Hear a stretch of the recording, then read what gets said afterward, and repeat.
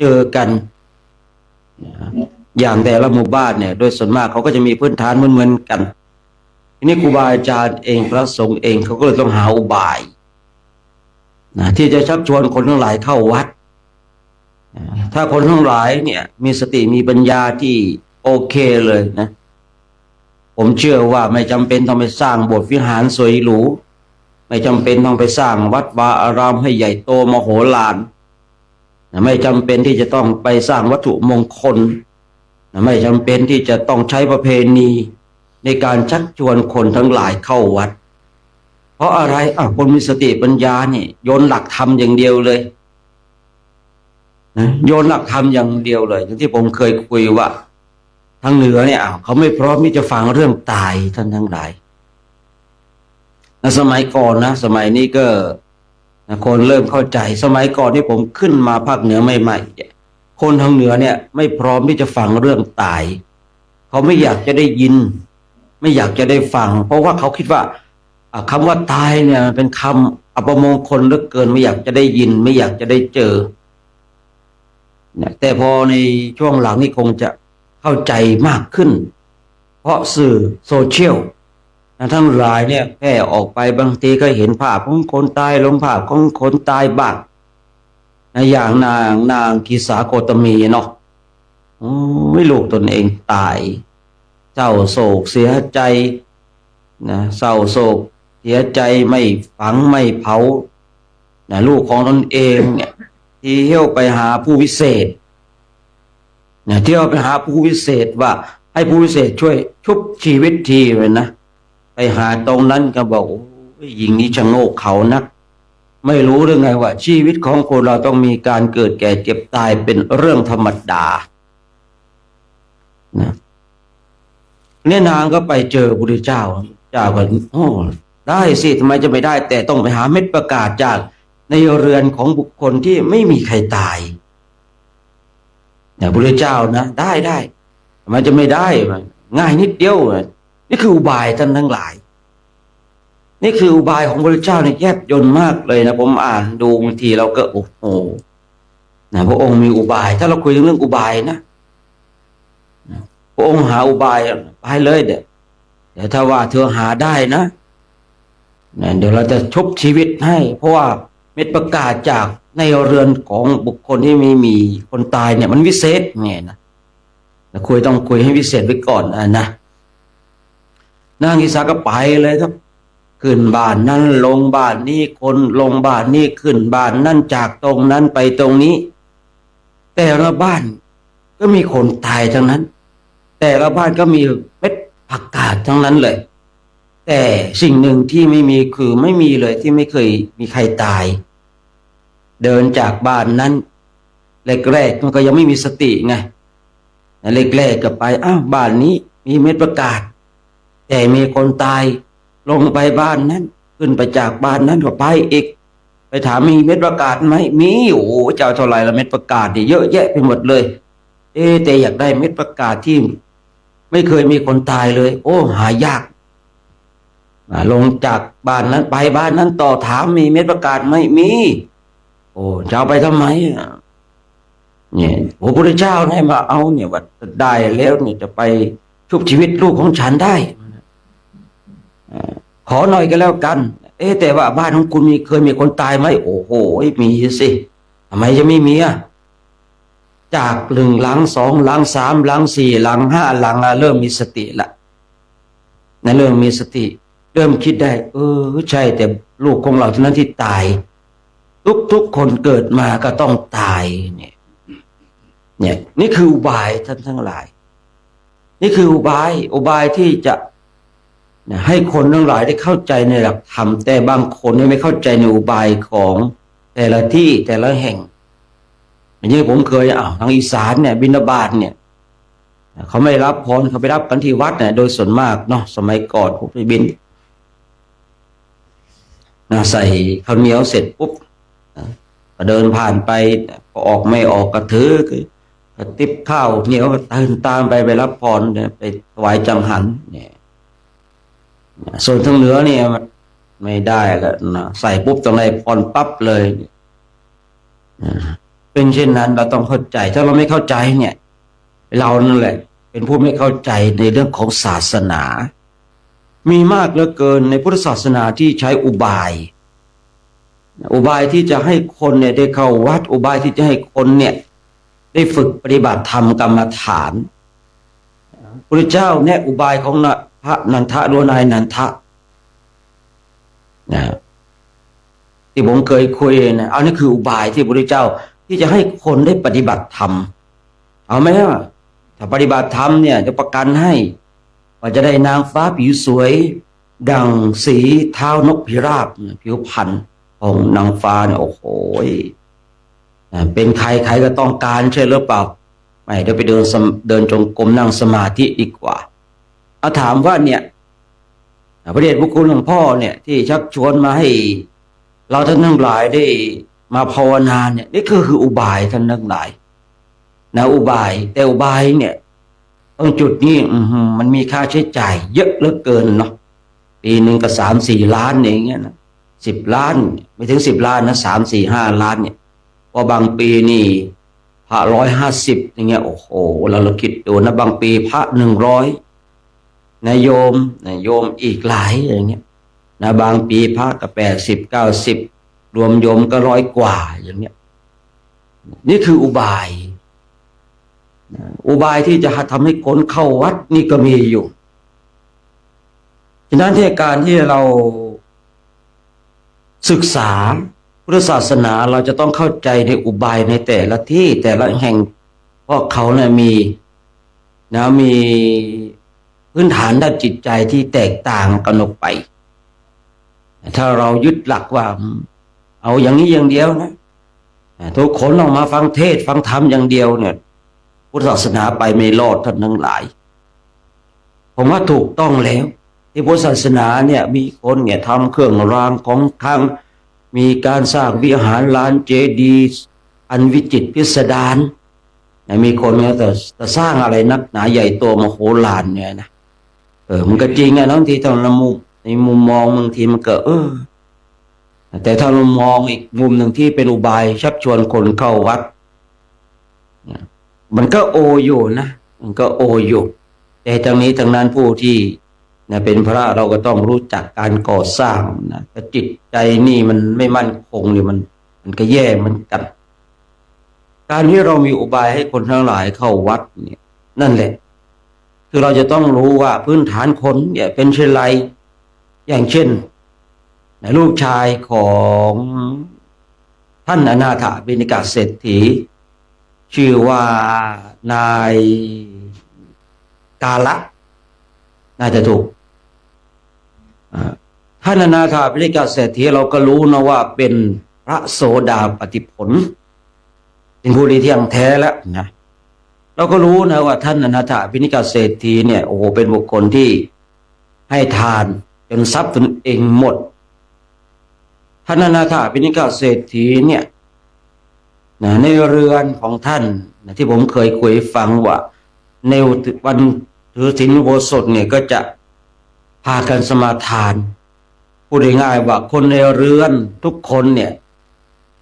รู้จักการให้ทานรักษาศีลเจริญจิตตภาวนาแต่มีอยู่คนเดียวคือลูกชายคือนายกาละนายกาละเนี่ยไม่ได้สนใจนะหนึ่งเกิดมาในตระกูลที่พ่อแม่ร่ำรวยเลยมีโอกาสทำสิ่งทั้งหลายได้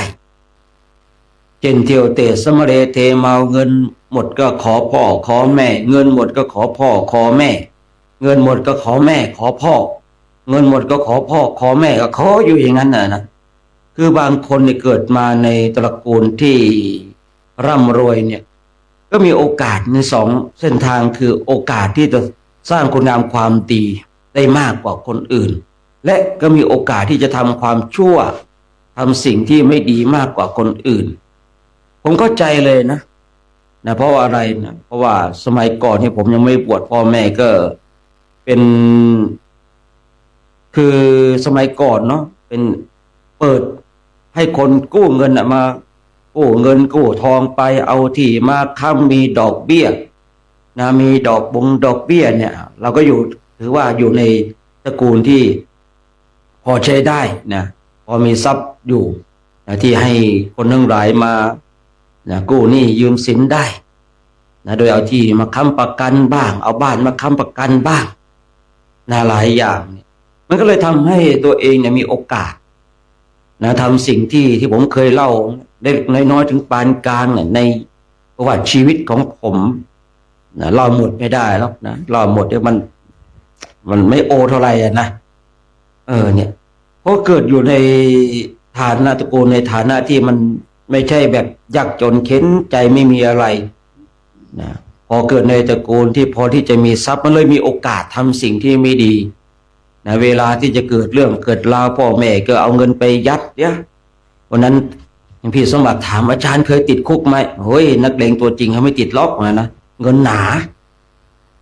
เงินหนาสมบัติเคยถามอาจารย์เคยติดคุกไหมเฮ้ยนักเลงตัวจริงเขาไม่ติดคุกนะเงินหนาครับนะเงินมันสามารถทำอะไรได้ทุกอย่างนะเนาะสามารถทำอะไรได้ทุกอย่างนะแหมจากผิดกลายเป็นถูกได้ผมเข้าใจเลยนะจากถูกไปทำให้มันถูกยิ่งขึ้นไปนะเนี่ยพอมีเงินหนาเนี่ยพอมีเรื่องมีราวก็เงินยัดไปมีเรื่องมีราวก็เงินยัดไปนะพอเงินตกตรงไหนตรงนั้นมันก็ง่ายเนี่ยผมเลยบอกว่าบางทีเนี่ยคนที่เกิดอยู่ในตระกูลที่ร่ำรวยเนี่ยมีโอกาสจะสร้างคุณงามความดีได้ง่ายและก็มีโอกาสทำความชั่วได้ง่ายด้วยเห็นกับตัวเองเลยท่านทั้งหลายว่าตัวเองคนเนี้ยนายกาละลูกของท่านอนาถบิณฑิกเศรษฐีเนี่ยไม่ชอบฟังเทศฟังธรรมไม่เข้าวัดในเรือนของท่านเวลาถือศีลอุโบสถก็ไม่เคยวันได้แต่ขอเงินไปเที่ยวไปเตะผู้เป็นพ่อคือท่านอนาถบิณฑิกเศรษฐีว่าแม่ไม่ได้ถ้าแบบนี้นะแบบนี้ตายแน่ตกนรกแน่ลูกของเราเนี่ยทำยังไงหาอุบาย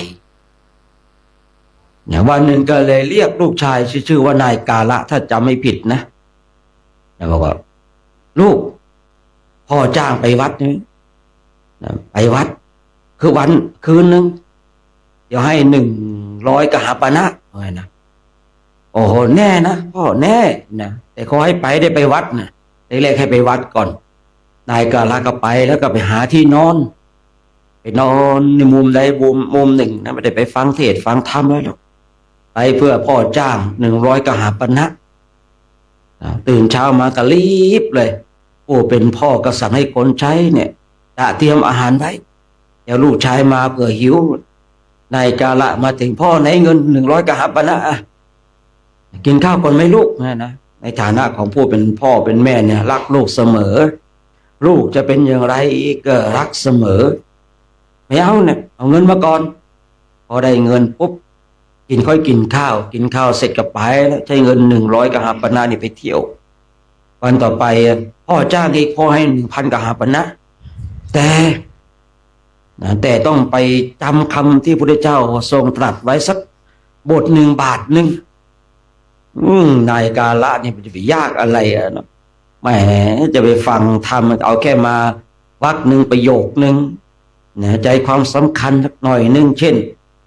ขันติปรมังตโปติติขาอย่างเงี้ยนะมันจะไปยากอะไรนะ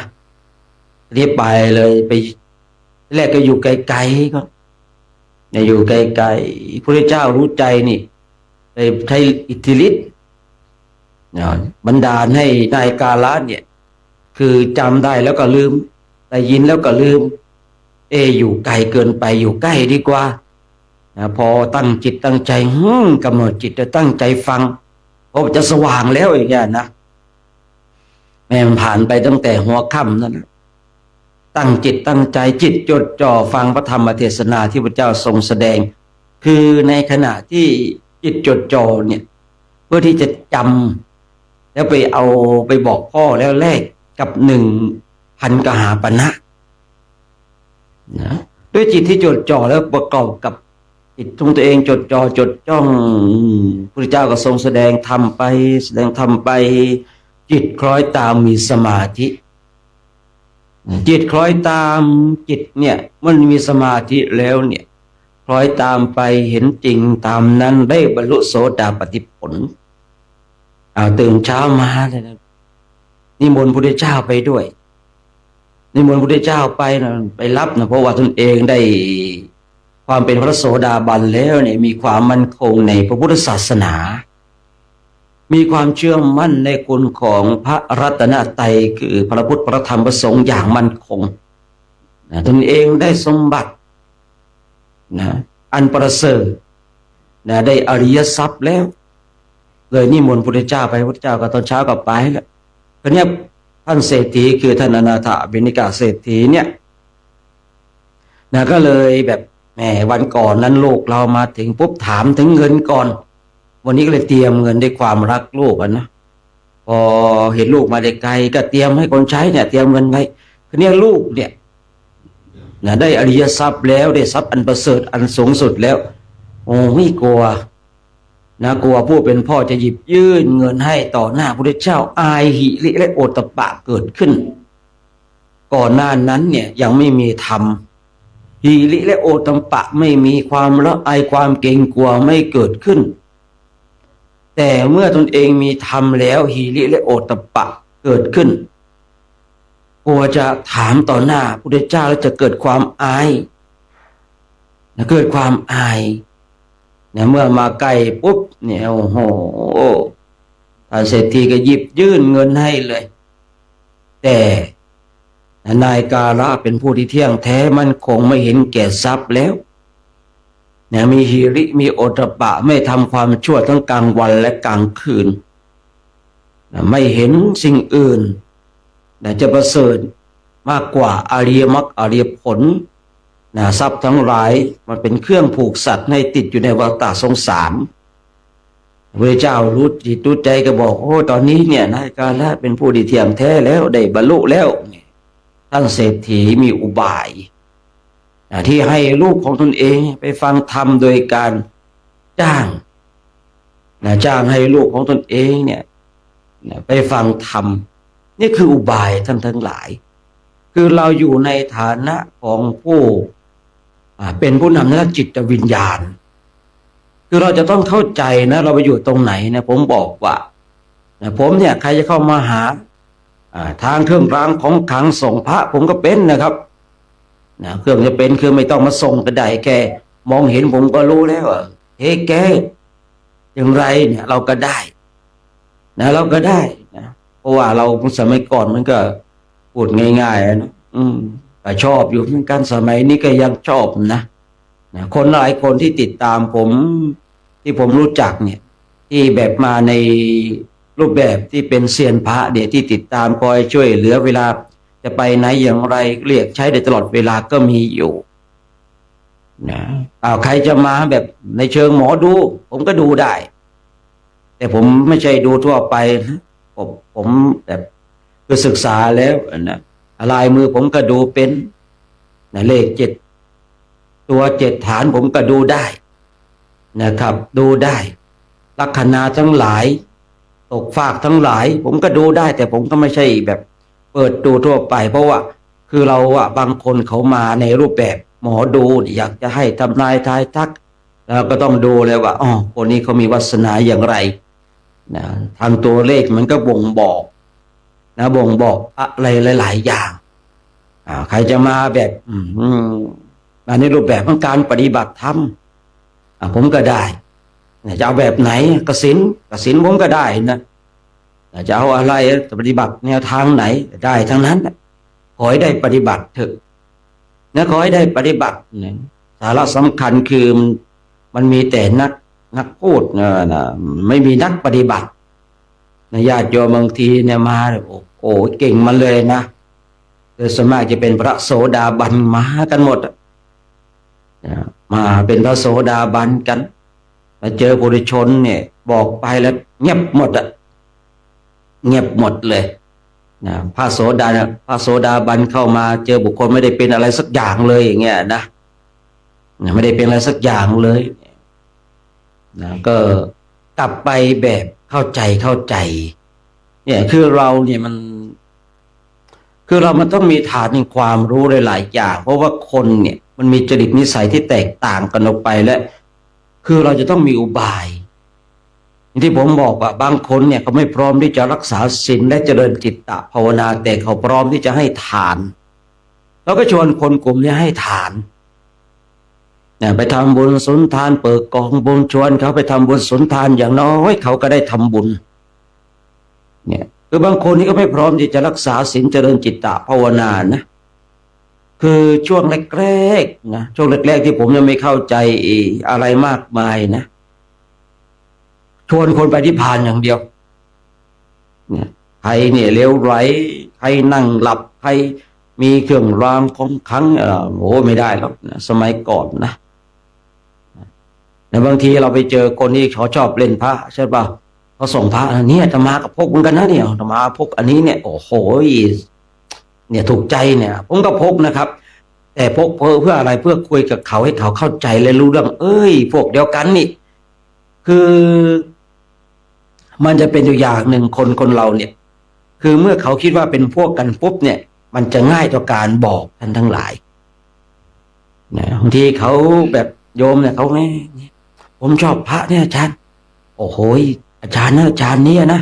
เฮ้ยธรรมะกับพกเหมือนกันเนี่ยธรรมะเนี่ยชอบองค์นี้เนี่ยโอ้โหเนี่ยเอาคุยกันรู้เรื่องนะพอคุยกันรู้เรื่องปุ๊บเนี่ยไอเราเนี่ยมันรู้แล้วอ๋อเราต้องชวนคนเนี่ยไปในทิศทางใดนะเราต้องชวนเขาไปในทิศทางใดโดยคนส่วนมากเนี่ยคนที่เขาชอบพระเครื่องเนี่ยจะมานั่งชวนมานั่งภาวนานี่ยากแต่ชวนไปให้ทานนี่ง่ายนะไปเดี๋ยวเนี่ยพอเขาคุ้นเคยกันเป็นพวกกันแล้วนะคำว่าพวกกันแล้วเนี่ยมันก็เลยชนกันง่ายไงโยมเดี๋ยวเราไปถวายตรงนั้นตรงนี้ดีกว่าเนี่ยทำบุญออกไปที่ครับเดี๋ยวผมจะชวนพักพวกผมโอ้ยพวกผมเป็นเซียนพระเยอะเดี๋ยวชวนกันไปเนี่ยอุบายท่านทั้งหลายต้องเข้าใจตรงจุดนี้นะเนี่ยบางคนบางท่านโอ้ยอาจารย์ดวงไม่ดีเลยเนี่ยนะดวงไม่ดีเลยเนี่ยทำยังไงดีเนี่ยเอาลายมือมาดูสิโอ้โหโยมนะชีวิตของคนเรามันมีขึ้นมีลงเนาะนะบางครั้งมันก็ขึ้นสูงสุดบางครั้งมันก็ตกต่ำเนี่ยบางครั้งตกต่ำเราไม่มีบุญเนี่ยโยมไปบวชสัก7 วันนะไปบวชชีพราหมณ์เนี่ยสัก7 วันไปหาตรงไหนก็ได้นะไปบวชเดินภาวนานั่งภาวนาไปคนนี่แหมคนเนี่ยโอ้โหดวงไม่ดีพาให้ไปบวช7 วันแต่เราก็ต้องดูด้วยนะว่าเขาพร้อมไหมนะบางคนเขาไม่พร้อมเราก็ต้องดูด้วยดูลักษณะคนให้เป็นอย่างที่ผมเข้าใจในภาษากายของคนเนี่ยบางคนไม่พร้อมที่จะไปภาวนาโยมเนี่ยไปถวายสังฆทานที่7 วัดนะโยมไม่ต้องไปซื้อสังฆทานตามร้านค้าหรอกสบู่ก้อนหนึ่งยาสีฟันหลอดหนึ่งเนี่ยมันก็เป็นสังฆทานแล้วนะโยมไม่ต้องใส่ปัจจัยเยอะเราต้องดูแหละนี่บางคนมีฐานะดีเราก็โยมสัก199นะถ้าคนฐานะดีก็โยม999นะเราต้องก้าวหน้าก้าวหลังเนี่ยแต่ถ้าบางคนเนี่ยเราดูแล้วฐานะไม่ค่อยนิยม29 บาทพอสบู่ก้อนหนึ่งยาสีฟันหลอดนึงเนี่ยสังฆทานไปเลย9 วัด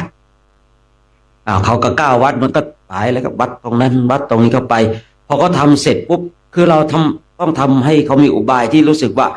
แม่มันยากนิดหนึ่งแต่ก็ไม่ใช่ยากจนเขาทำไม่ได้นะเนี่ย9 วัดนี่ก็เดินทางไปพอก็เดินทางจิตมุ่งไปในวัดเนี่ยที่จะทำบุญพอทำเสร็จโอ้โหเราทำสำเร็จแล้วเขาเรียกไอ้จิตใจที่จะทำสำเร็จเนี่ยว่าตนเองทำได้แล้วปุ๊บมันเกิดกำลังเมื่อเกิดกำลังใจปุ๊บการขับเคลื่อนในการดำเนินชีวิตมันจะมีอีกเนี่ยบางทีนะผมก็เนี่ยใช้ในศาสตร์ของหมอดูเนี่ยมันเข้ามาช่วยให้เป็นอุบายให้คนเข้าวัดเราจะต้องเข้าใจนะคือบางคนบางท่านเนี่ยคือไม่เข้าใจในอุบายดูอ่านพระไตรปิฎกนะผมได้อุบายนี้จากพระไตรปิฎกนะศึกษาอ่านสูตรนั้นอ่านสูตรนี้อ่านอย่างนั้นอย่างนี้พระพุทธเจ้ามีอุบายที่แยบยลมากเลยท่านทั้งหลายที่จะสอนให้คนได้บรรลุธรรมพระเจ้านี่มีอุบายที่แยบยลมากเลยนะที่สอนให้คนได้เข้าใจธรรมบรรลุธรรมเนี่ยอุบายของพระองค์ ไปเนี่ยอย่างประจุฬาบรรทกใช่ปะให้ผ้าขาวไปขยำเลยเนี่ยอุบายท่านทั้งหลายเนี่ยอุบายเนี่ยอย่างให้ลูกศิษย์ของท่านภาษาลีบุตรก็สอนเรื่องกายคตาสติอสุภกรรมฐานพระพุทธเจ้าเนี่ยสอนเรื่องกสิณสีแดงพอรู้อุปนิสัยรู้นิสัยว่าเคยเป็นช่างทองมาก่อนคุกคีอยู่กับสีแดงมาก่อนก็เลยให้กสิณนี้ไปเนี่ยพุทธเจ้ามีอุบายที่แยบยลมากเลยฉะนั้นเราท่านทั้งหลายเนี่ยวันใดวันหนึ่งเราก็จะเป็นผู้นำด้านจิตวิญญาณของคนเราต้องรู้จักอุบายนะอุบายที่จะนำพาคนทั้งหลายเราอย่าไปใช้อุบายที่ตนเองดีคนอื่นชั่วนะเช่นบางสำนักเนี่ยพวกโง่เขาเนี่ยมันชวนเขาทำวัตถุมงคลเนี่ยมันช่วยได้ที่ไหนมันเป็นวัตถุมงคลต่างหากเนี่ยอันนี้เขาเรียกอุบายที่จะด่าคนอื่นให้ตนเองดีว่าเหยียบหัวคนอื่นนะลักษณะเช่นนี้มันน่ากลัวนะครับมีมากเหลือเกินเนาะนะมีมากเหลือเกินเนี่ยเพราะว่าบางทีเขาไม่เข้าใจในบริบทในความเป็นจริงของชีวิตว่าคนเรามันมีสติมีปัญญาที่แตกต่างกันออกไปนะถ้าคนเราเข้าใจในตรงจุดนี้เนี่ยจะสบายหลายฉะนั้นเช้านี้ก็ได้พูดได้คุยเนาะเรื่องของอุบายเนาะนะเรื่องของอุบายที่จริงเรื่องของอุบายมีมากเหลือเกินแต่ว่าเวลาของเรามันมีน้อยนะก็เลยจำเป็นต้องหยุดอุบายไว้เพียงเท่านี้ก่อนนะหยุดอุบายไว้เพียงเท่านี้ก่อนเพราะว่าอุบายชวนหลอกเราทั้งหลายใช้คำว่าหลอกเราทั้งหลายมาเดินเนี่ยโอ้โหอุบายแยบยลมากเลยนะไม่น่าเลยนะนี่อุบายในการสร้างคุณงามความดีนะนี่ก็เป็นอุบายเหมือนกันนะท่านทั้งหลายนะฉะนั้นก็ฝากไว้เนาะเช้านี้นะเป็นยังไงกันบ้างเนี่ยเราแล้วต่อไปต้องหาอุบายในการยืนฟังกันบ้างแล้วนะรู้สึกนั่งฟังแล้วมันหัวมันหนักนะจะต้องยืนฟังกันบ้างแล้วต่อไปเนาะวันนี้ทดสอบขันติยืนขึ้นอย่างเงี้ยเนาะผมก็คุยไปกันทั้งหลายก็ยืนกันอย่างเงี้ยนะต้องหาอุบายแล้วเนาะต่อไปเนาะต้องมีอุบายที่แยบยลเนี่ยแต่ยืนแล้วยังเซอยู่ทีนี้ก็เอาเชือกมัดติดกับเสาเลยเนาะดูที่มันจะได้ไหมนะว่าไงแล้วกลุ่ม2ครบหรือยังกลุ่ม3ครบหรือยังกลุ่ม1กลุ่ม2กลุ่ม4ครบอยู่นะกลุ่ม4ก็ครบแล้วนะแม่ชีครบเปล่าครบเนาะโยมอุบาสกครบเปล่าครบมั้ยนะมีอยู่2คนนะโยมนี่กันแน่เหมือนกันเนาะแม่เราที่แรกมองเห็นแล้วจะไหวหรือเปล่าวะไปได้สักกี่วันนะเนี่ยบางทีเห็นนะเนาะจะไหวหรือเปล่าวะจะได้สักกี่วันเนี่ยมาถึงขนาดนี้โอ้โหขอโทษเด้อก่อนหน้านั้นดูถูกนะแล้วก็ต้องขอโทษด้วยนะก่อนหน้านั้นดูถูกนะแต่มาถึงวันนี้ก็ขอดูผิดแล้วเนาะเมื่อก่อนดูถูกเมื่อก่อนดูผิดเนาะดูผิดไปนะตอนนี้ดูถูกแล้วว่ามีความตั้งใจสูงเนี่ยที่จะได้ไปบวชเนี่ยไปบวชที่ไปบวชที่อินเดียนะไปบวชที่อินเดียนะสมัยก่อนดูผิดเรื่องแรกดูผิดตอนนี้ดูถูกแล้วนะมีความตั้งใจสูงมีจิตใจที่เด็ดเดี่ยวโยมเอ็ดดี้เขาบอกว่าถ้าผมบวชนะผมจะเป็นที่1อะไรอายุผมจะมากที่สุดเลยว่างั้นนะเพราะตอนนี้67เนี่ยนะมันไม่แอบถามว่าคณะเราเนี่ยอายุสูงสุดเท่าไหร่นะ65โอ้ผมตอนนั้นผมต้องมากกว่าสุดเลยนะ67ว่างั้นนะนะอายุมากสุดเลยแต่ก็เดินเก่งนะเดินเก่งเนี่ย67เลยยังเดินตัวปิ้วอยู่เลยนะก็ใช้ได้นะเดินกันขนขวายกันต่างใจกันเนี่ยพระหนุ่มๆเนี่ยบางทีอย่าลืมดูคนแก่ๆเป็นแบบอย่างนะตัวเองเดินอ้อแอเท้าแตกเท้าพวงแท เท้าพองเนี่ย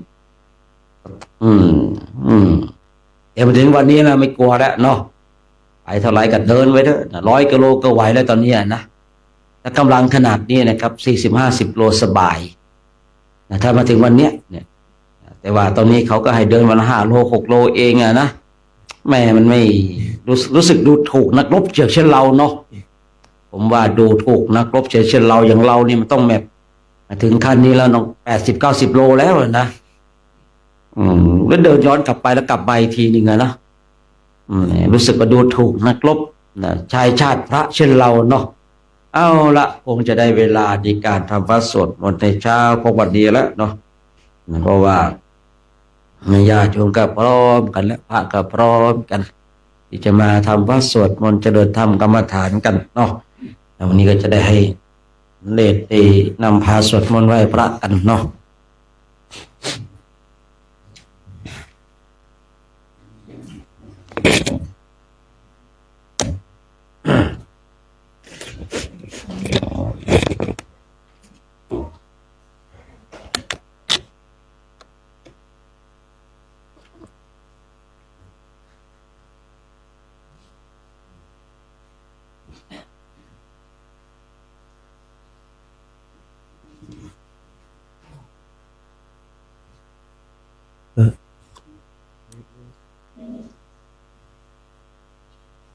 ก็ขอพนมมือขึ้นกับขอโอกาสเป็นต้นเสียงทำวัดสวดมนต์ยามเช้าของวันนี้พร้อมกันแล้วกราบกราบกราบ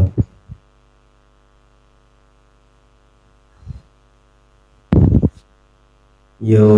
โสภะคะวะอะระหังสัมมาสัมพุทโธสวากขาโตเยนะภะคะวะตาธัมโมสุปฏิปันโนยัสสะภะคะวะโตสาวกสังโฆอามายังภะคะวันตังสัทธัมมังสัสสังฆังอิเมหิสการเรหิยะทาระหังอาโรปิเตหิอภิปูชยามะสาธุโนพันเตภะคะวะสุจิระปรินิพพุตโตปิปัจฉิมาชนะตานุกัมปัมมานัสสะอิเมสการเรทุขตาปันนาการภูเตปฏิคันหาตุอัมหากังทีครตังหิตายะสุขายะอะระหังสัมมาสัมพุทโธภะคะวาพุทธังภะคะวันตังอภิวาเทมิกราบสวากขาโตภะคะวะตาธัมโมธัมมังนัมมัสสามิกราบสุปฏิปันโนภะคะวะโตสาวกสังโฆสังฆังนะมามิกราบอันธรรมยังพุทธัสสะภะคะวะโตอุปภาคณมการังคโรมัสเหนะโมตัสสะภะคะวะโตอะระหะโตสัมมาสัมพุทธัสสะนะ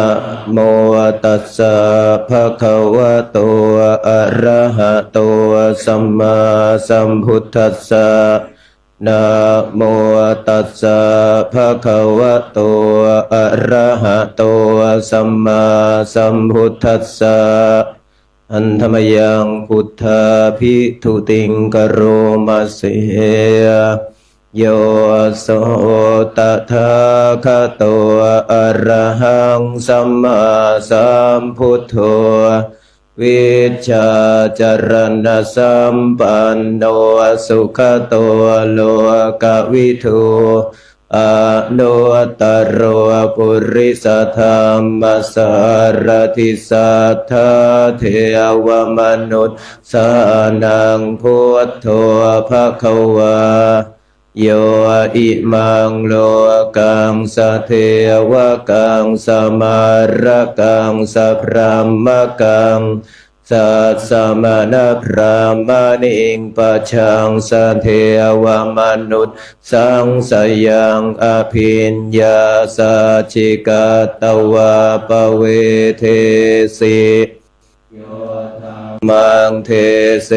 สิอาทิกัลยานังมัชเชกัลยานังปริโยสานกัลยานัง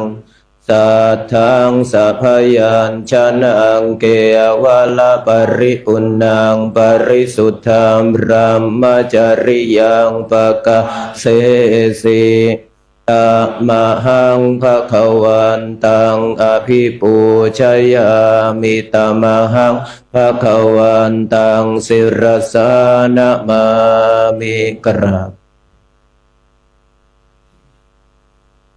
อันธรรมยังธรรมาภิทุติงกโรมาเสโยโสสวากขาโตภะคะวะตาธัมโมสันทิฏฐิโกอากาลิโกเอหิปัสสิโกโอปานายิโกปัจจตังเวทิตาโพวินโยหิตมหังธัมมังอภิปูชยามิตมหังธัมมังศิรสานะมา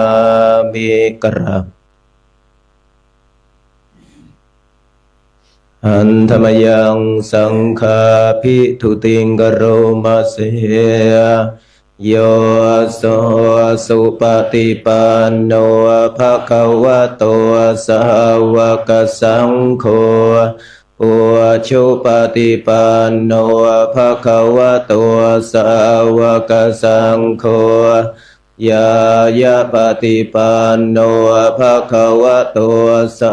วกสังโฆสามีจิปฏิปันโนภะคะวะโตสาวกสังโฆยายะนิปุริสยุคานิอัตถปุริสปุคคลาเอสะภะคะวะโตสา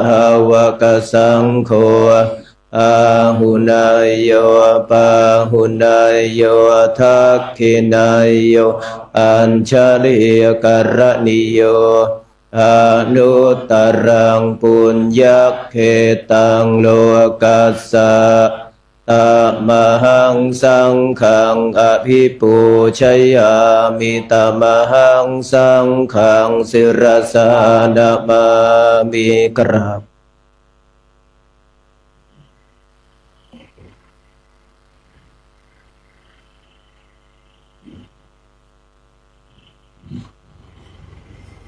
อันธรรมยังรัตนตยปนามะ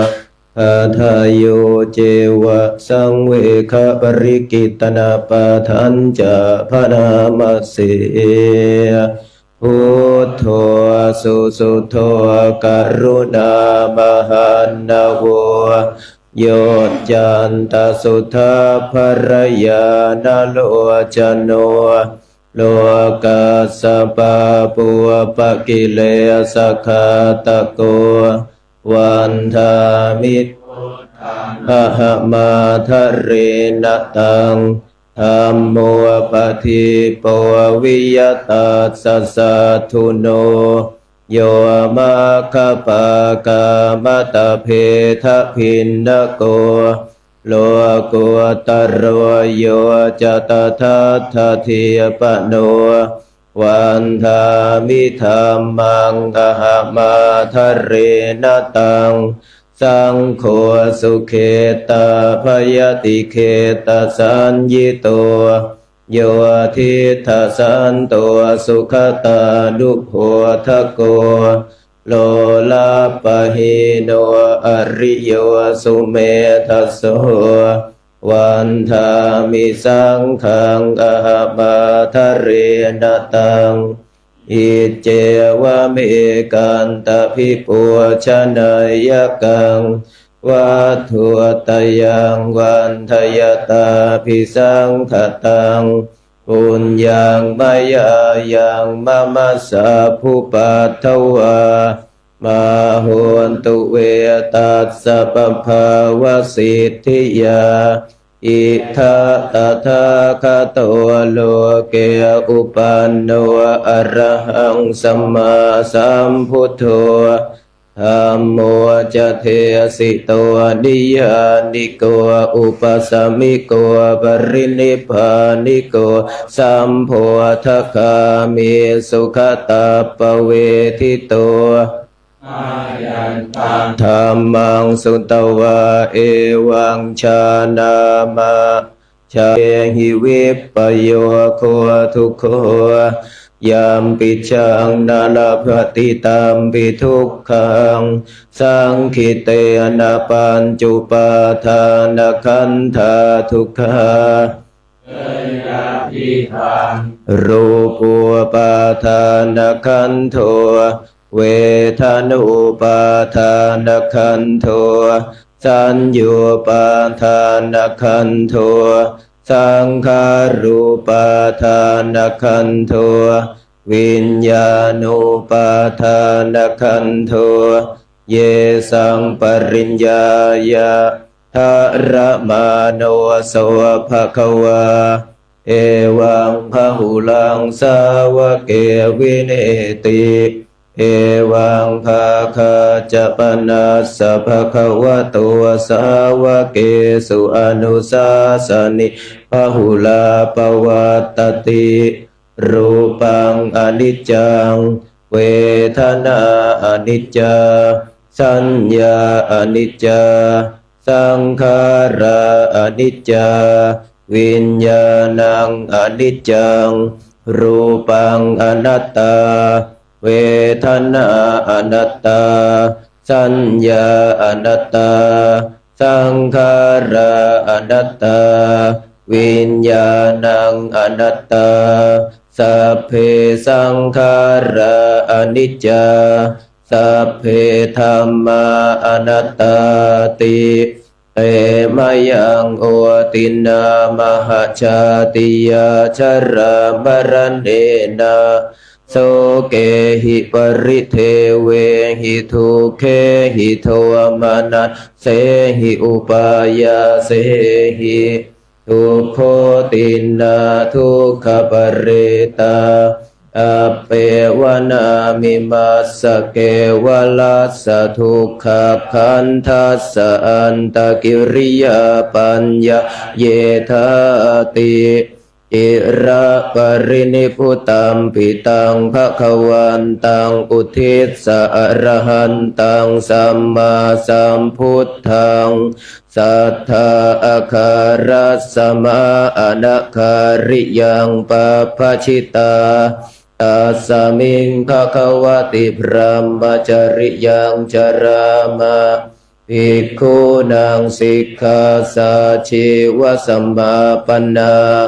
อังโนพระมจริยังอิมาสเกวลาสทุกขขันธัสสะอันตกิริยายะสังวัตตุติ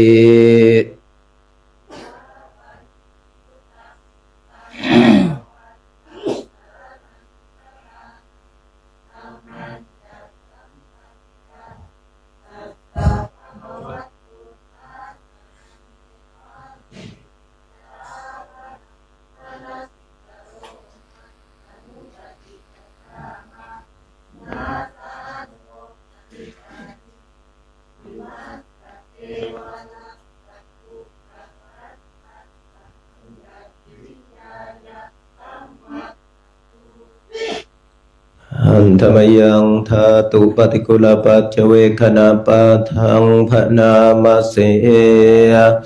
ยะธาปัจจยังปวัตตมานังธาตุมาตเม เวตังยะทิทางจีวรังตทุปพุญชโกจะปุคโลธาตุมาตะโกนิสัตโตนิเชวสุญโยสัพพานิปนะอิมานิจีวรานิอาชิคุชานิยานิอิมังปุติกายังปัตตวะอติวิยาชิคุชานิยานิชายันติยถาปัจจยังปวัตตมานังธาตุตเมเว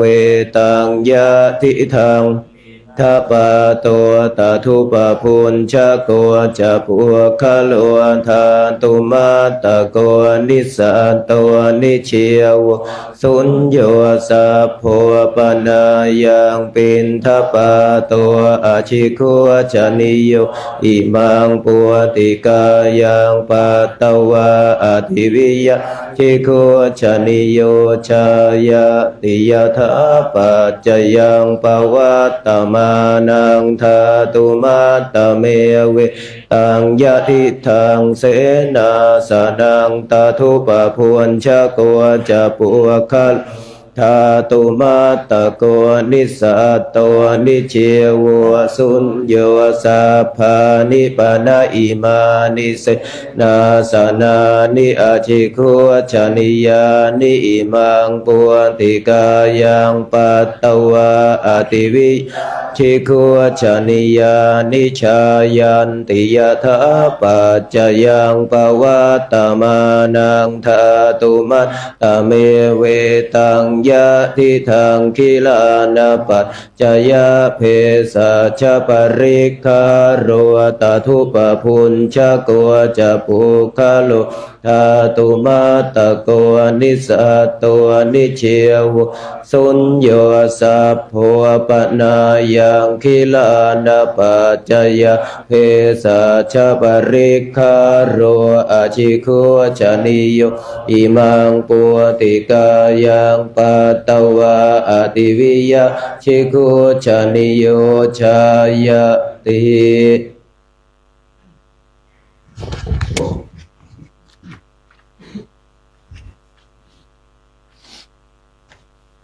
หน้า93มนต์วิธีนะโมตัสสะภะคะวะโตอะระหะโตสัมมาสัมพุทธัสสะนะโมตัสสะภะคะวะโตอะระหะโตสัมมาสัมพุทธัสสะนะโมตัสสะภะคะวะโต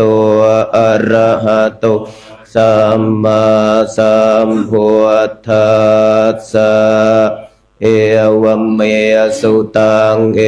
กังสมัยยังภะคะวะภารณสิยังวิหารติอิสิปตะเนมิคันธายตาตระโคภะคะวะปัญจวัคคีเยภิกขุอามัตเตสิรูปังภิกขเวอนัตตารูปัญจหิทังภิกขเวอัตตาอภวิสสนายิทังรูปังอาภาทายาสัพวัตตายาลาเพทะจรูเปเอวังเมรูปังโหตุเอวังรูปังมาอาโหสิติยาสมาจะโคภิกขเวรูปังอนัตตาตัสสมารูปังอาภาทายาสังวัตตินาจลาภติรูเปเอวังเมรูปังโหตุเอวังเมรูปังมาอาโหสิติเวทนาอนัตตาเวทนาจะหิทังภิกขเวอัตตาอภวิสนายิทังธนาอาภาทายาสังวัตตายาลาเพทะจะเวทนายะเอวังเมเวทนาโหตุเอวังเมเวทนา อโหสิติยัสสมาจะโคภิกขเวเวทนาอนัตตาตัสสมาเวทนาอาภาทายสังวาตตินาจลาภติเวทนายะเอวังเมเวทนาโหตุเอวังเมเวทนามาอโหสิติสัญญาอนัตตาสัญญาจะหิทังภิกขเวอัตตาอภวิสสนายิทังสัญญาอาภทายสังวัตายลาเพทะจะสัญญายะเอวังเมสัญญาตุเอวังเมสัญญามาอโหสิติยัสสมาจะโคภิกขเวสัญญาอนัตตาสัญญาอาภาทายสังวาตตินาจลาภติสัญญายะเอวังเมสัญญาโหตุเอวังเมสัญญามาอโหสิติสังขาราอนัตตาคาราจะหิทังภิกขเวอัตตาอภวิสสังสุนายิทังสังขาราอาภาทายสังวัตายุงลาเพทะจะสังขารเรสุเอวะเมสังขาราโหนตุเอวังเมสังขามาอาเหสุนติยัสสมาจะโคภิกขเวสังขาราอนัตตาตัสสมาสังขาราอาภาทายสัพวัตันตินาจลาภติสังขาเรสุเอวังเมสังขาราโหนตุเอวังเมสังขารามาอาเหสุนติวิญญาณังอนัตตาวิญญาณัญจะหิทังอัตตาอภวิสสนายิทังวิญญาณังอาภาทายสังวัตายลาเพทะจะวิญญาณิเอวังเมวิญญาณังตุเอวังเมวิญญาณังมาอโหสิติยัสสมาจะโคภิกขเววิญญาณังอนัตตาวิญญาณังวิญญาณังอนัตตาตัสสมาวิญญาณังอาภทายตตินาจลาภติวิญญาเนเอวังเมวิญญาณังโหตุเอวังเมวิญญาณังมาอโหสิติตังกิงมัญญาทาภิกขเวรูปังนิจจังอนิจจังวาติอนิจจังพันเตยัมปนานิจจังทุกขังวาตังสุขังวาติทุกขพันเตยัมปนานิจจังทุกวิปริณามธรรมังกัลลังนุตังสมานุปัสสิตุงเอตังมะมะเอโสธรรมาสมิเอโสเมอัตตาติโนเหตังพันตังกิงมัญญาทาภิกขเวเวทนานิจจาวาอนิจจาวาติอนิจจาพันยัมปนานิจจังทุกขังวาตังสุขังวาติทุกขังยัมปนานิจจังทุกขังวิปริณามธรรมังกัลลังนุตังสมานุปัสสิตุเอตังมะมะเอโสหะมาสมิเอโสเมอัตตาติโนเหตังพันเตตังกิงมัญญาทาภิกขเวสัญญานิจจาอนิจจาวาติอนิจจาพันเตยัมปนานิจจังทุกขังวาตังสุขังวาติ พันเตยามปนานิจจังทุกขังวิปริณามธรรมังกัลลังนุตังสมานุปัสสิตุเอตังมะมะเอโสหามาสมิเอโสเมอัตตาติโนเหตังพันเตตังกิงมัญญาทภิกขเวสังขารานิจจาวาอนิจจาวาติอัจจาพันเตยามปนานิจจังทุกขังวาตังสุขังวาติทุกขังพันเตยามปนานิจจังทุกขังวิปริณามธรรมังกัลลังนุตสมานุปัสสิตุงเอตังมะมะเอโสหามาสมิเอโสเมอัตตาติโนเหตังพันเตตังกิงมัญญาทภิกข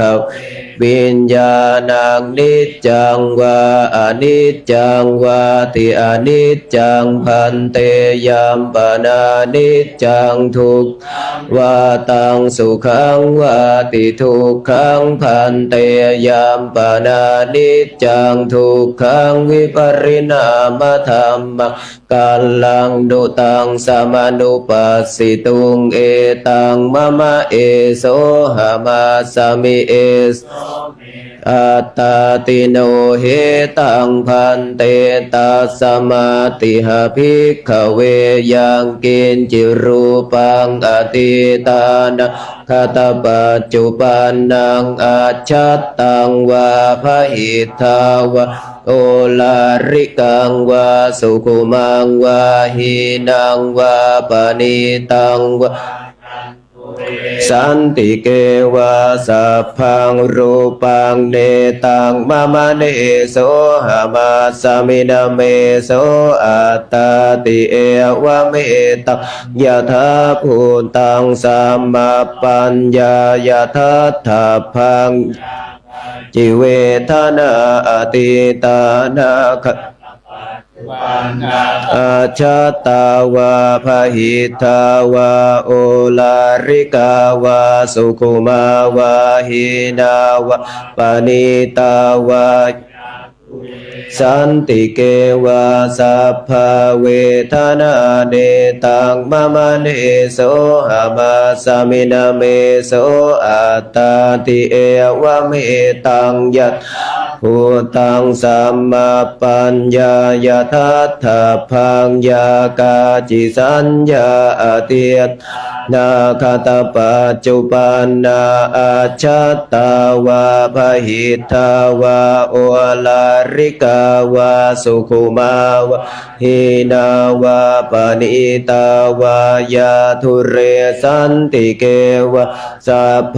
สัญญาเนตังมะมะเนโสหามาสมินาเมโสอัตตาติเอวะเมตังยะถาภูตังสัมมาปัญญายะทัฏฐาเยเกจิสังขาราอติตานาคต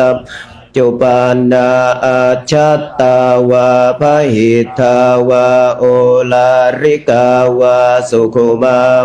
หินาวาปณิตาวาเยทุเรสันติเกวะสัพเพสังขาราเนตังมะมะเนโสหามาสมินาเมโส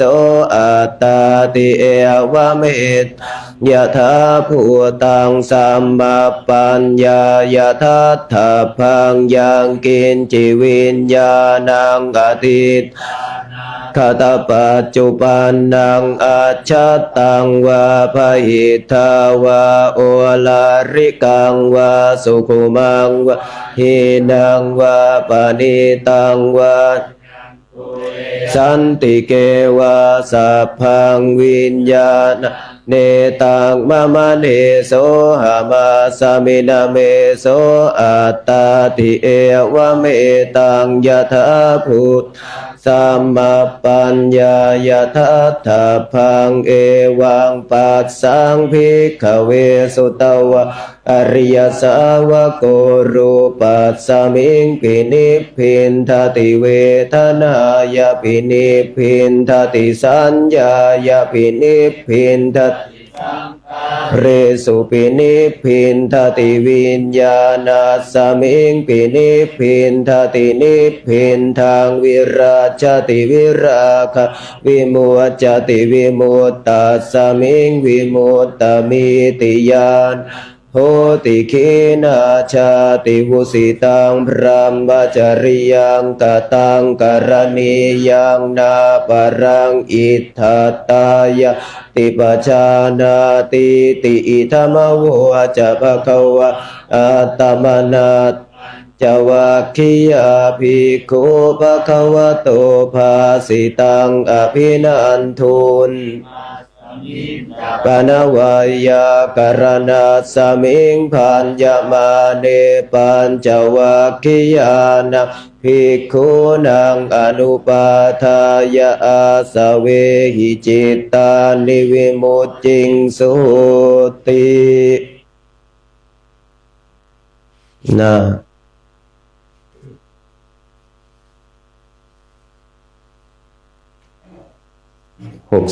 63กรณียมัตถกุสเลนยันตังสันตังปะทังอภิสัมเมจะสักโกอุจจะสุหุชัวจะสุวัจโจจะสมุทุอนัตติมานิสันตุสโกจะสุภโรจะอัปปกิจโจจะสัลลังหุกวุติตินทริโยจะนิปโกจะอัปปคัพโพกุเลสุอนันุคิทโทนะจะโคทังสมาจกินจิเยนะวินโยปะเรอุปวัฏายโยสุขิโนวาเคมินโหนตุสัพเพสัตตาภวันตุสุขิตาตาเยเกจิปานะภูตาทิตาสาวะทาวราวะอนาวเสสาธิขาวามหันตาวามัชฌิมาราสกาอนุกทุลาทิทาวายจะทิทาเยจะทุเรวสันติอวิทุเรภูตาวาสัมภเวสีวาสัพเพสัตตาภวันตุสุขิตาตานาปโรปรังนิโกเพทนาติกาทาจินังกินจิปยาโรสนาปฏิฆาสัญญาณัญญยาสัทุขเมชัยมาตายธานิยังปุตตังอายุสาเอกปุตตมนุราเคเอวามปิสาภเตสุมาณสัมภาวะเยอปริมาณเมตตัญจะสัพพโลกาสมิงมานะสัมภาวะเยอปริมาณอุทังอโทจติริยัญจะสัมภาทังอเวรังอสปะตังติทัญจะนิสินโนวาสยาโนวายาวตาสวิคตมิทโทเอตังสัตอาทิทายพระมเมตังวิหารังอิธมาหุทิทินจานุปคัมมาสีลาวะทัสสะเนนะสัมปันโนกาเมสุวินัยยะเขทังนาหิจาตุขัพพสัยยังปุณเรติติวิรูปเคหิเมเมตังเมตเอราปเทหิเมชาพยาปุตเตหิเมเมตังเมตตัณหาโคตมะเกหิจะปาทะเกหิเมเมตังเมตทิปาทะเกหิเมจตุปาเทหิเมเมตังเมตพหุปาเทหิเมมามังอปาทะโกหิงสีมามังหิงสีทิปาทะโกมา จตุปะโทหิงสิมามังหิงสิพหุปะโทสัพเพสัตตาสัพเพปานาสัพเพพุทธจะเกวลาสัพเพภัทธรานิปัสสันตุมากินจิปาปะมาคัมมาอัปปมาโนพุทโธอัปปมาธัมโมอัปปมาโนสังโฆอัปปมาณวันตานิสิริงสปานิอหิวิจิกสัตปฏิอุณนานาภิสารพัวมัวสิกากตาเมราคากตาเมปริตาปฏิกมันตุภูตานิโสหังนะโมภะคะวะโตนะโมสัตตันนังสัมมาสัมพุทธานังหน้า72นะโมนะโมเมสัพพะพุทธานังอุปานานังมเหสีนังตันทังกโรมหาวิโรเมทังกโรมังยโสสรนังกโรโลกหิโต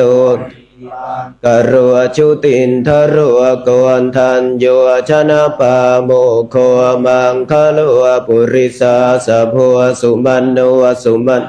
ทิโรเรวโตรติวัฒโนโสภิโตคุณสัมปันโนอโนมัทธาสิชโนตัมปทุโมโลกปัจโชโตนารโทวรสารถิปทุโมตโรสัตตสารุสุเมธอาปติปุคโลสุชาโตสัพพโลกโคปิยทาสีนราสัพ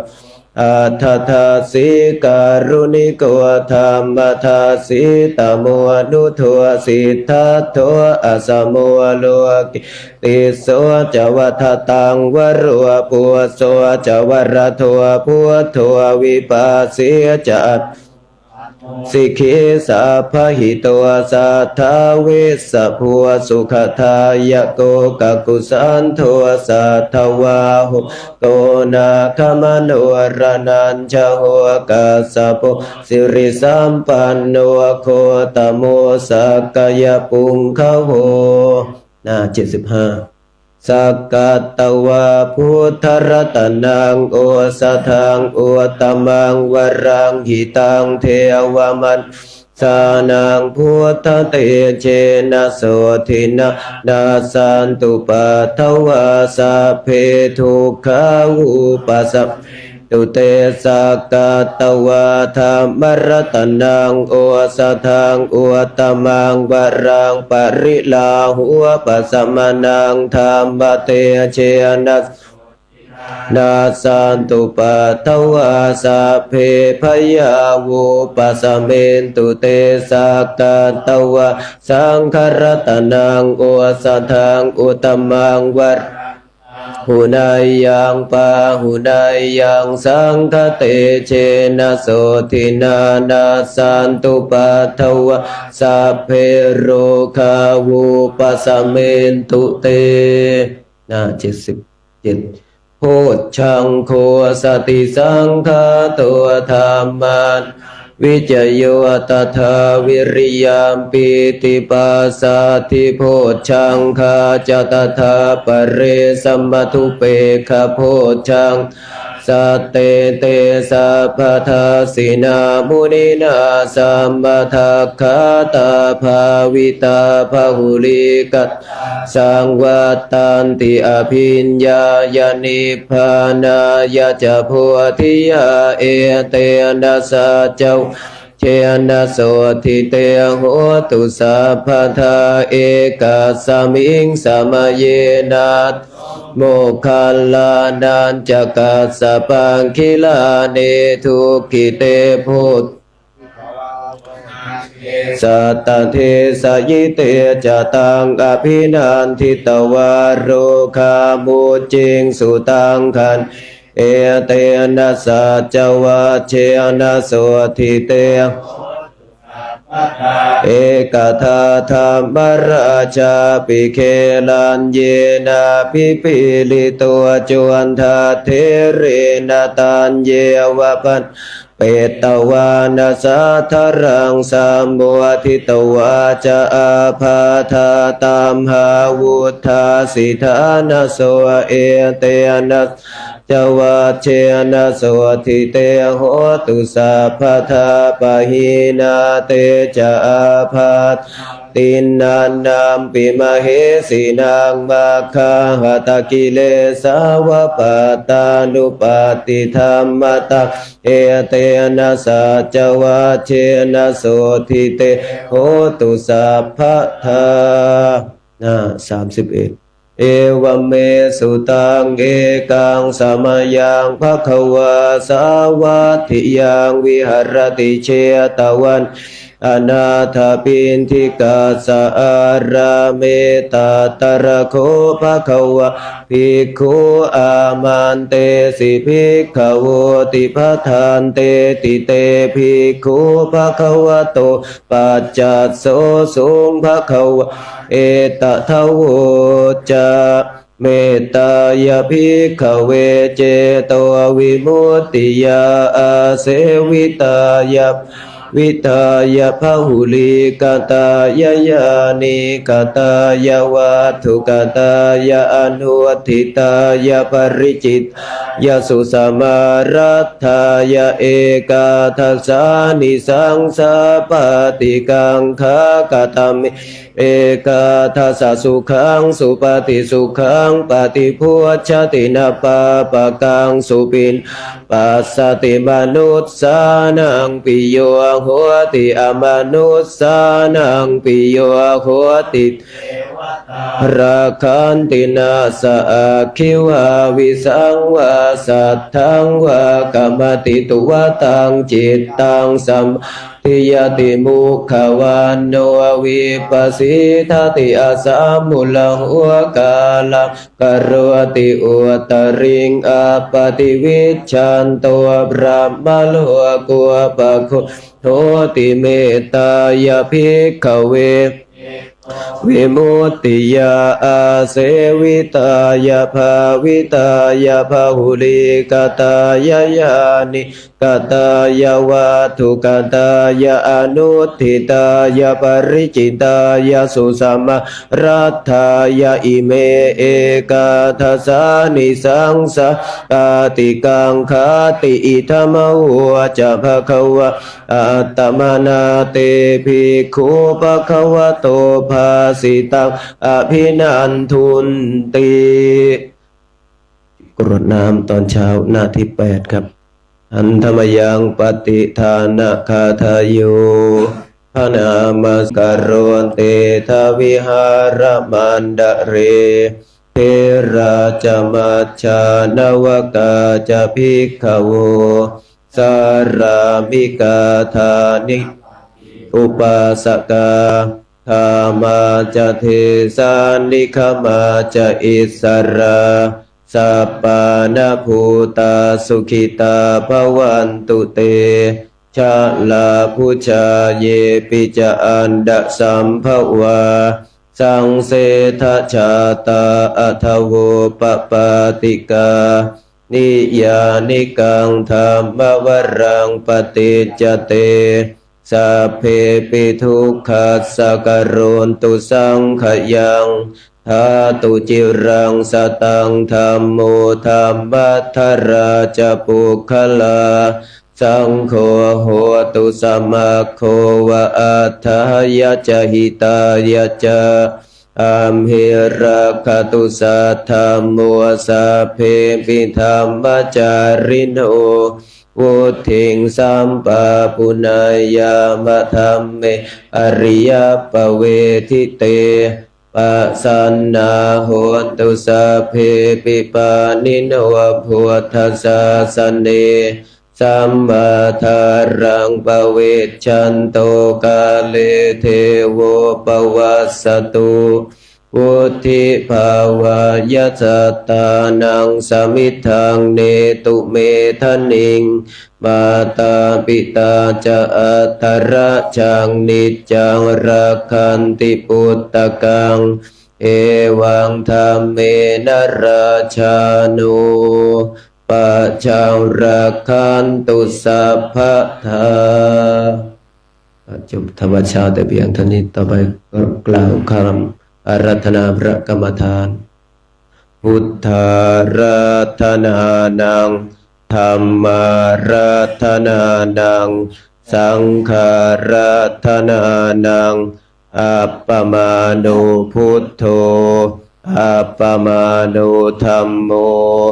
สัปปมาโนสังโฆนะโมพุทธายะนะโมธัมมายะ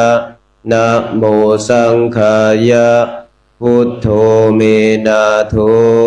ธัมโมเมนะโธสังโฆเมนะโธพุทธบูชาธรรมบูชาสังฆบูชานิพพานปัจจโยโหตุ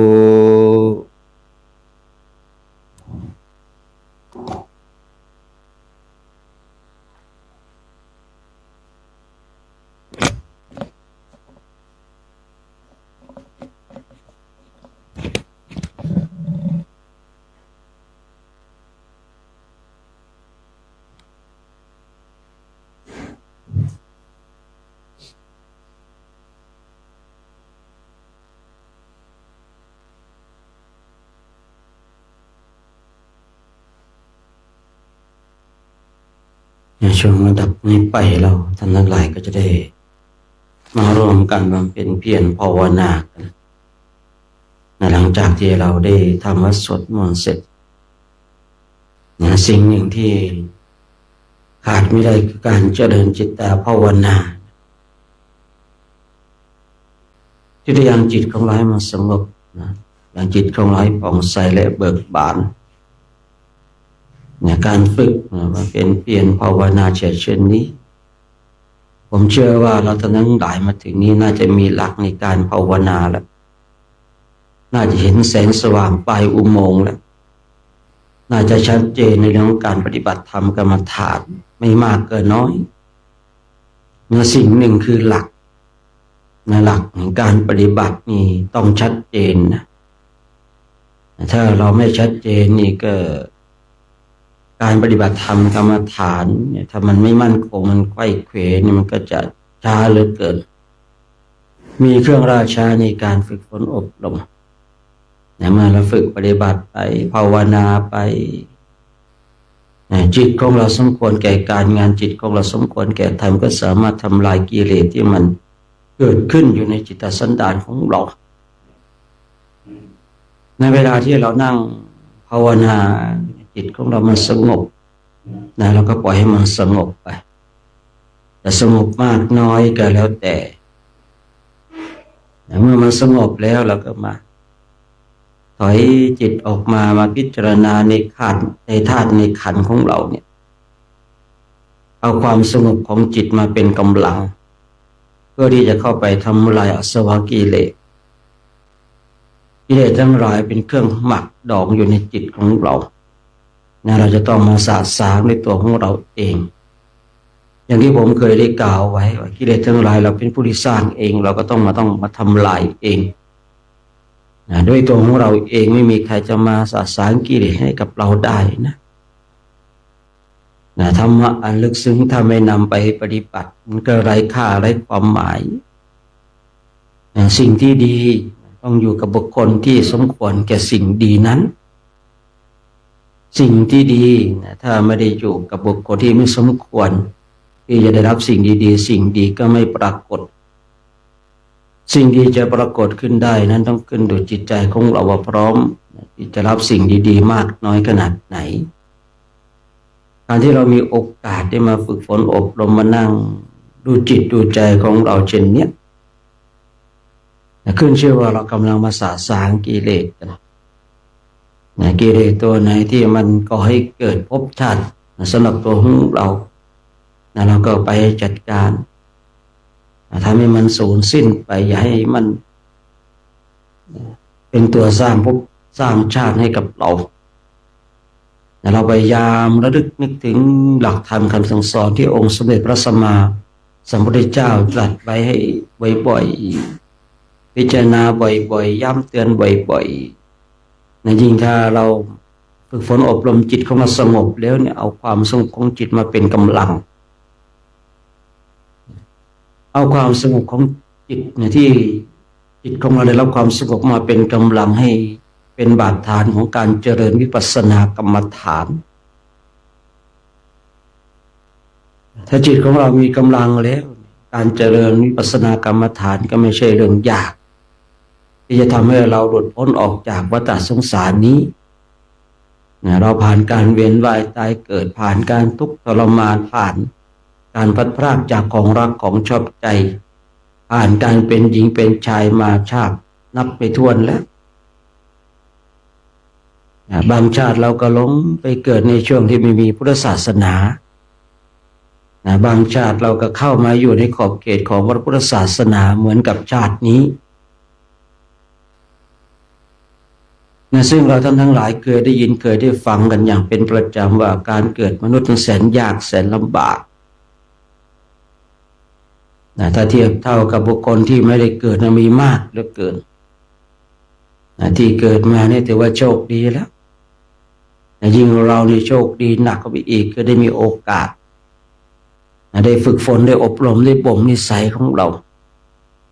ก็นั่งดูจิตของเราอยู่อย่างนั้น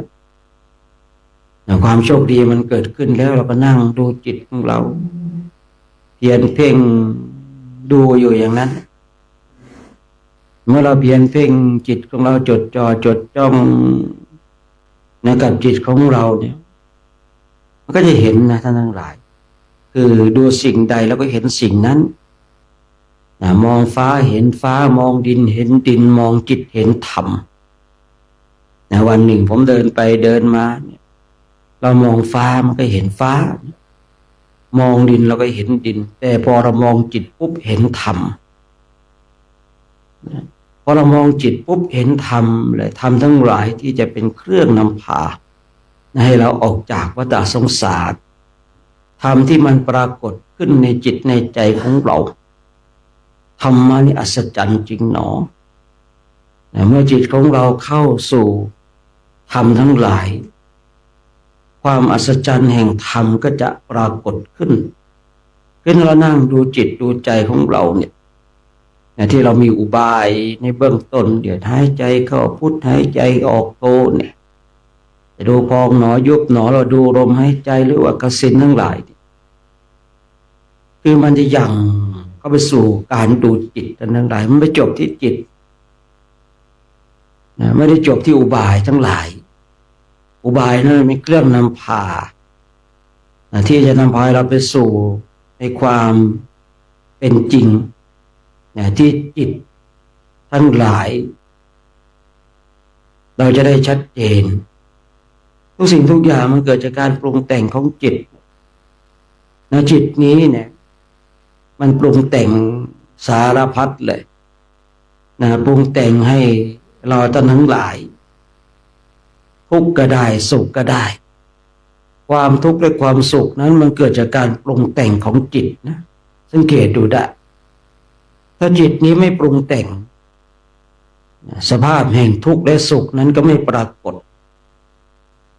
แต่จิตนี้มันอาศัยการปรุงแต่ง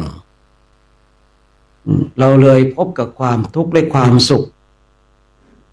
เวลาที่คุยเรื่องจิตเนี่ยมันมีเรื่องคุยไม่มากท่านทั้งหลายเพราะอะไร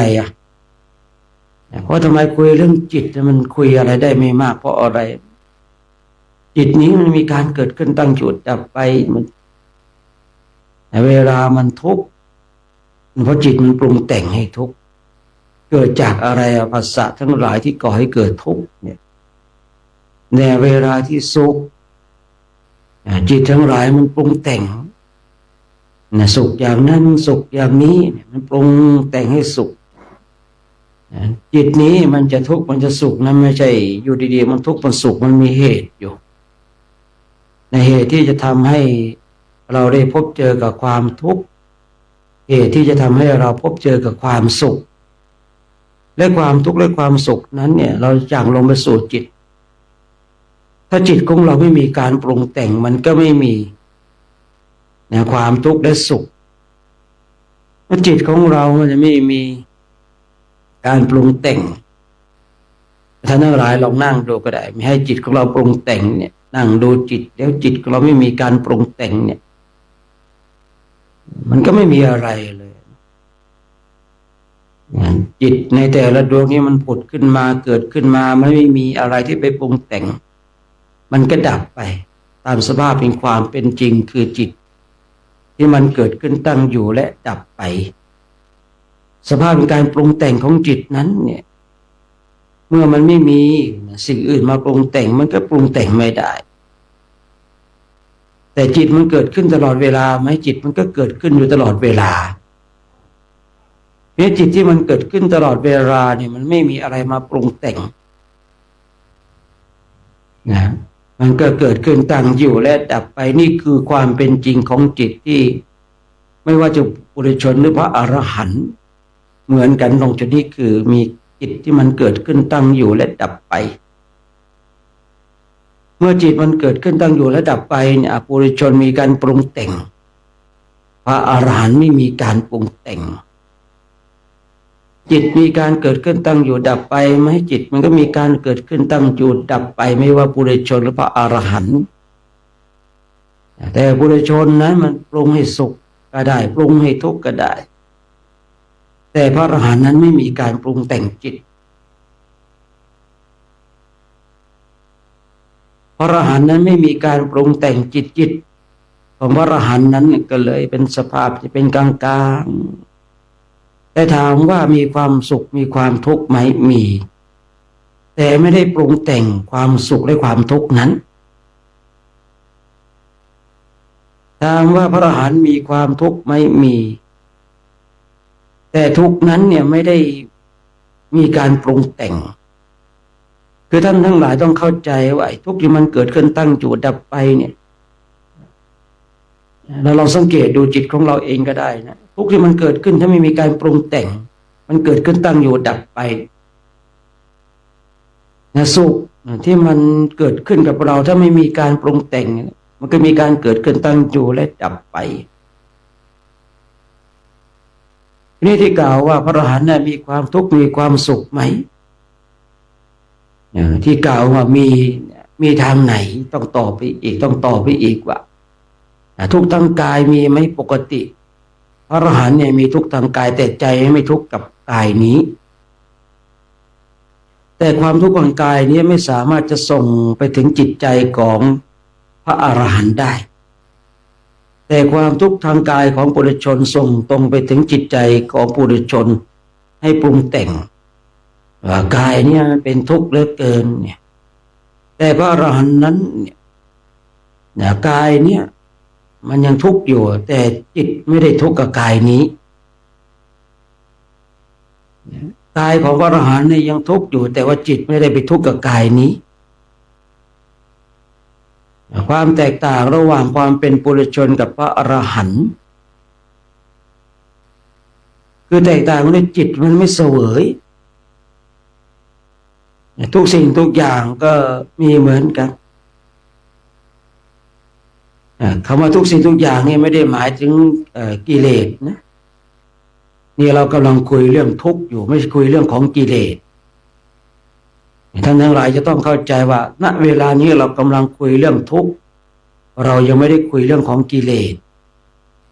เดี๋ยวบางคนบางท่านก็จะเหมารวมทุกสิ่งทุกอย่างเนี่ยหมายถึงกิเลสไปด้วยเนี่ยเราต้องรู้ในบริบทว่าตอนนี้เรากำลังคุยเรื่องทุกข์นะไม่ใช่คุยเรื่องของกิเลสถ้าว่าคุยเรื่องของกิเลสถ้าหมายถึงอย่างนี้ปุ๊บว่าพระอรหันต์เหมือนกันก็ไม่ถูกต้องอีกนะว่าที่ผู้พูดบอกว่าก็เหมือนกันแต่เรากำลังคุยเรื่องทุกข์เพราะเราไม่ได้คุยเรื่องของกิเลสและเรากำลังคุยเรื่องทุกข์ทางกายกับทุกข์ทางใจพระอรหันต์เนี่ยกายเนี่ยมันยังมีความทุกข์อยู่ท่านยังมีความทุกข์อยู่แต่ว่าไม่ได้ส่งไปทางจิตแต่ปุถุชนนั้นมีความทุกข์ทั้งกายและใจหรือว่าจิตมีความทุกข์เหมือนกันแต่แตกต่างกันตรงที่ว่าไม่ได้ส่งไปที่จิต จิตของพระอรหันต์ไม่มีการปรุงแต่งในเรื่องทุกข์ในเรื่องสุขมาเลยเกิดขึ้นปุ๊บดับปั๊บส่วนปุถุชนนั้นเนี่ยมีการเกิดขึ้นปรุงแต่งแห่งทุกข์นั้นแม้แต่มันตั้งอยู่มันก็ปรุงแต่งแม้แต่ดับไปมันก็ดับไปเพราะการปรุงแต่งปรุงแต่งแล้วมันดับได้อย่างไรท่านทั้งหลายลองเพียรเพ่งดูจิตจิตของเราในบางทีนะผมใช้คำว่าบางทีนะมันดับไปเพราะการปรุงแต่งไม่ได้ดับไปเพราะสภาพแห่งความเป็นพระอรหันต์เช่นพระอรหันต์คือฝึกจิตแล้วมันแยกคายมากเลยบางทีเนี่ยเราอ่านจากตำรามาเป็นแบบนี้แต่เวลาที่เราฝึกฝนอบรมเนี่ยที่มันเกิดในสภาวะธรรมสภาวะจิตมันก็อีกอย่างหนึ่งที่ผมเคยคุยบ่อยๆว่าไม่ใช่ว่าตำราไม่ดีนะดีตำราเนี่ยเป็นจุดเริ่มต้นแต่พอเราฝึกฝนอบรมเนี่ยเพียรเพ่งดูจิตของเราแล้วเราก็จะเข้าใจว่าบางสิ่งบางอย่างตำรามันเขียนออกมาเป็นตัวหนังสืออักษรไม่ได้ผู้ที่ปฏิบัติเท่านั้นจึงจะเข้าใจในสภาวะแห่งการปฏิบัติบางสิ่งบางอย่างยิ่งสภาวะความเป็นพระอรหันต์แล้วเนี่ยบางทีมันบรรยายไม่ได้หรอกท่านทั้งหลายมันปรุงแต่งไม่ได้แต่เราสามารถเทียบเคียงได้ความเป็นพระอรหันต์เป็นเช่นนี้จิตเขาไม่ได้ปรุงแต่งกับสิ่งทั้งหลายไม่ว่าความทุกข์และความสุขก็สามารถที่จะเทียบเคียงได้สามารถที่จะบอกคร่าวๆได้แต่พอมันเจาะลึกในสภาวะความเป็นพระอรหันต์แล้วมันไม่มีการปรุงแต่งถ้ายังปรุงแต่งอยู่ก็ไม่ใช่พระอรหันต์ที่ผมได้กล่าวไว้นี่หลายวันก่อนแต่เราทำไมต้องมาคุยกันเพื่อให้เรารู้คร่าวๆเท่านั้นเองที่มีคนแม้แต่หลายๆครูบาอาจารย์ก็บอกว่าเมื่อถึงความเป็นพระอรหันต์แล้วความพระอรหันต์ไม่มีเมื่อถึงความเป็นพระอรหันต์แล้วความเป็นจริงแล้วก็ไม่มีพระอรหันต์ไม่ใช่คำพูดนี้เป็นคำที่วกวนกวนประสาทอะไรหรอกคำชื่อว่าพระอรหันต์คือชื่อเรียกแต่ความเป็นจริงไม่มีพระอรหันต์เลยท่านทั้งหลายแต่มันมีชื่อเรียกอยู่ว่าลักษณะเช่นนี้เป็นพระอรหันต์แต่ไม่มีพระอรหันต์เลยนี่ที่ใครก็บอกว่าใครเป็นพระอรหันต์ยังไม่ได้เป็นพระอรหันต์แต่มีชื่อเรียกว่าอาการเช่นนี้เป็นพระอรหันต์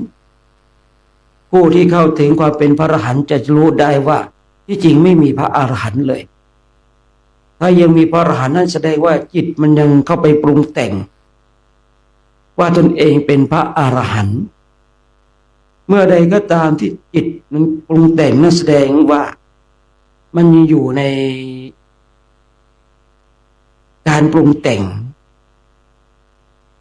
ฉะนั้นเราจะต้องเข้าใจว่าชื่อเรียกของพระอรหันต์คือการที่ทำสื่อให้คนทั้งหลายเข้าใจว่าอาการเช่นนี้การทำลายกิเลสเช่นนี้เป็นพระอรหันต์แต่ความเป็นจริงแล้วไม่มีใครเป็นพระอรหันต์เลยเพราะสภาพแห่งความเป็นพระอรหันต์มันไม่มีอะไรจะไปปรุงแต่งว่าฉันเป็นพระอรหันต์นะ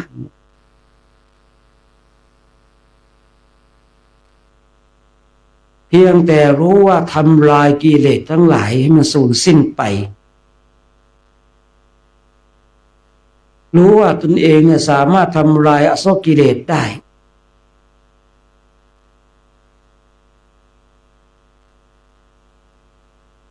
พระอรหันต์จึงเป็นชื่อเรียกเพื่อให้คนทั้งหลายรู้และเข้าใจแต่ความเป็นจริงไม่มีใครเป็นพระอรหันต์เลย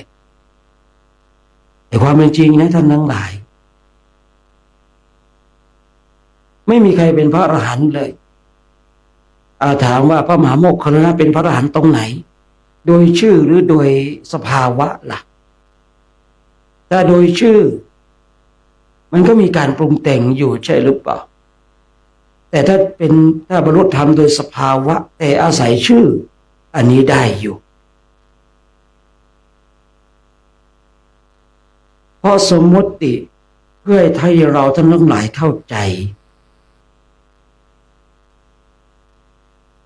แต่ความเป็นปรมัตถ์แล้วเนี่ยมันไม่มีชื่อเรียกใช่หรือเปล่าแต่เราก็ต้องมาสื่อความหมายโดยอาศัยสมมติว่าบุคคลที่ทำลายสังโยชน์ทั้ง10นั่นคือพระอรหันต์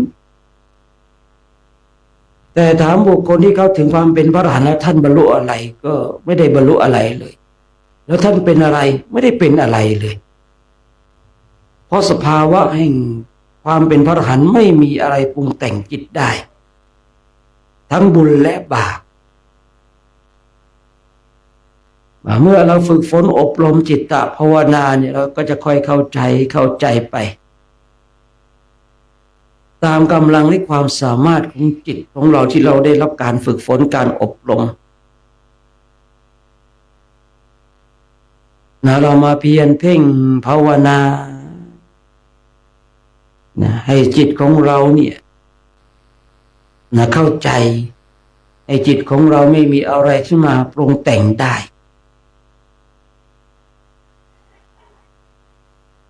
เมื่อจิตของเราไม่มีอะไรปรุงแต่งได้เนี่ยเจ้ากิเลสที่ไหนมาเกิดขึ้นตั้งอยู่ดับไปใช่หรือเปล่าโดยจิตใจแต่กายนี่มันเรื่องปกติอยู่แล้วนะจะเป็นปุถุชนไม่เป็นพระอรหันต์เนี่ยกายเนี่ยมันเกิดจากกรรมเก่าบางคนบางท่านพระอรหันต์นี่ทำไมยังเป็นโรคอยู่เนี่ยพระอรหันต์เนี่ยเป็นโรคเฉพาะกายแต่ไม่ได้เป็นโรคที่ใจเพราะใจของพระอรหันต์ไม่มีการปรุงแต่งแล้วแต่กายนี่มันเกิดจากกรรมเก่าท่านทั้งหลายไม่ต้องไปแปลกใจหรอกว่าทำไมพระอรหันต์จึงมีโรคยังมีวิบากกรรมเพราะกายนี่มันเกิดจากกรรมเก่าดังนั้นที่เราท่านทั้งหลายเคยได้ยินว่าพระมหาโมคคารลานะคือคุยตามภาษาของเราว่าตายไม่สมศักดิ์ศรีความเป็นอัครสาวกเบื้องซ้ายเลยถ้าเรามองดูพระมหาโมคคารลานั้นตายเนี่ยไม่สมศักดิ์ศรีความเป็นอัครสาวกเบื้องซ้ายเลยถูกเขาตีตาย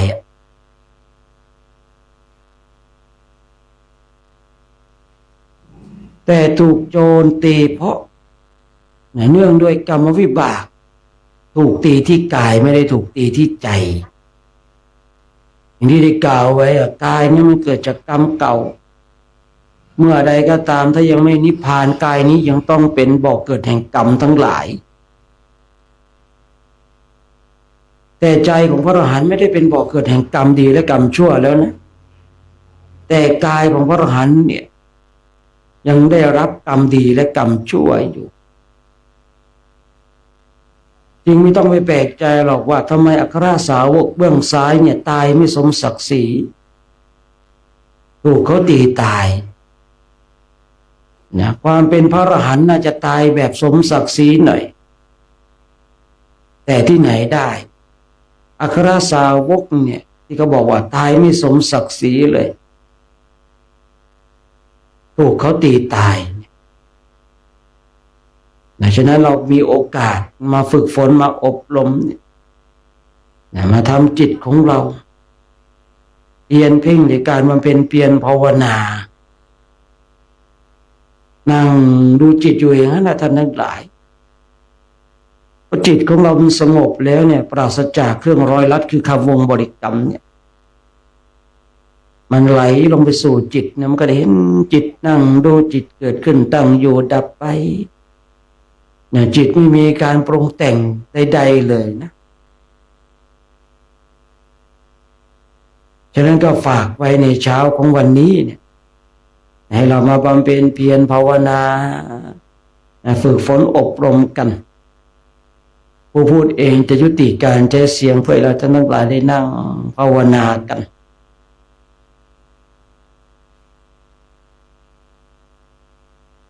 จนกว่าจะได้เวลาในการแผ่เมตตานะ